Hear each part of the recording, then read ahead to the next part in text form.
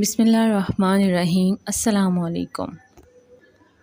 کسی زمانے میں ایک چور تھا۔ وہ ایک بادشاہ کے محل میں چوری کرنے کے ارادے سے گیا۔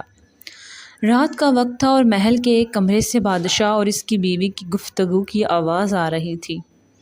وہ کھڑے ہو کر سننے لگا، اگرچہ ایسا سننا غلط ہے، ناجائز ہے، چوری ہے، لیکن چور تو چوری ہی کرنے آیا تھا، تو اسے سننے میں کیا چیز منع ہوتی ہے؟ آخر وہ چور ہی تو تھا۔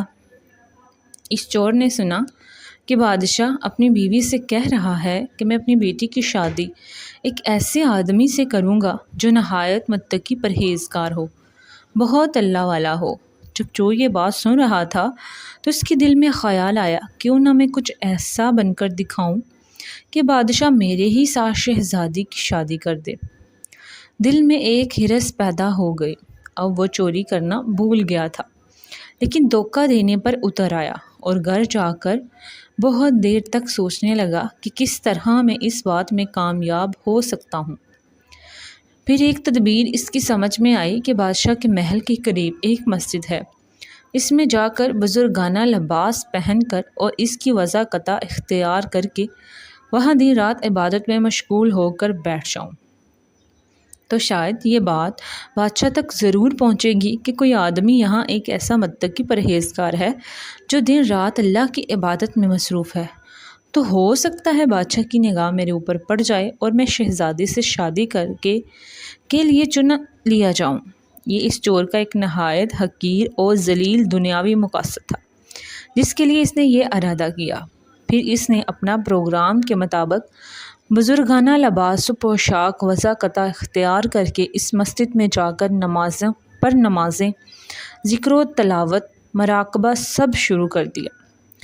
دن گزرتے رہے اور لوگوں میں شہرت ہوتی گئی کہ کوئی اللہ کے بہت بڑے ولی یہاں آ گئے ہیں جو دن رات عبادت کرتے ہیں، یہاں تک کہ یہ بات بادشاہ تک پہنچ گئی۔ یہاں کوئی اللہ والے آ کر بیٹھے ہیں، جوان ہیں اور عبادت میں لاجواب، تقویٰ طہارت میں بے نظیر۔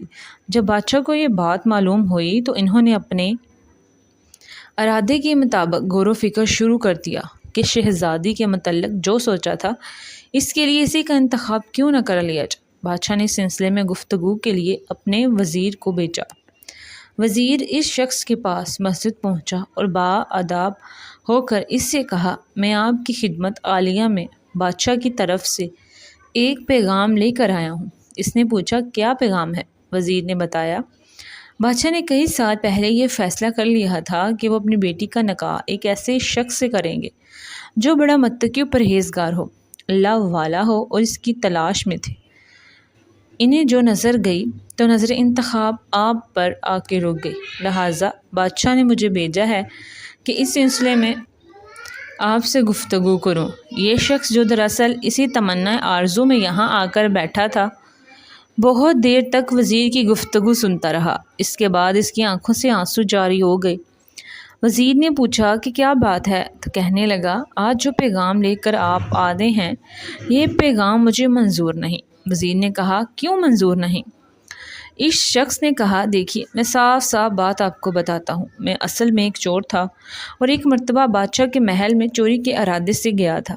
پھر جو کچھ بھی ہوا اس کو سنایا، اور اس کے بعد اس چور نے کہا کہ میں نے تو یہ وضاقتہ اسی ہرس کی وجہ سے اختیار کی تھی، لیکن میں یہاں آ کر بیٹھا تو میرے خدا نے مجھے اپنا بنا لیا۔ اب بس اس کے بعد مجھے اور کسی کی ضرورت نہیں، میرے لیے میرا خدا کافی ہے۔ بے شک جب عبادت ہو جائے، نماز ہو جائے، ذکر ہو جائے اور ہماری دیگر عبادات واقعی عبادات ہو جائیں، تو بے شک یہ نمازیں اور عبادتیں انسان کو برائیوں سے روکتی ہیں۔ اگر آپ کو یہ کہانی اچھی لگی ہے تو میرے چینل کو سبسکرائب کریں اور اپنی رائے کا اظہار کمنٹ باکس میں ضرور کریں۔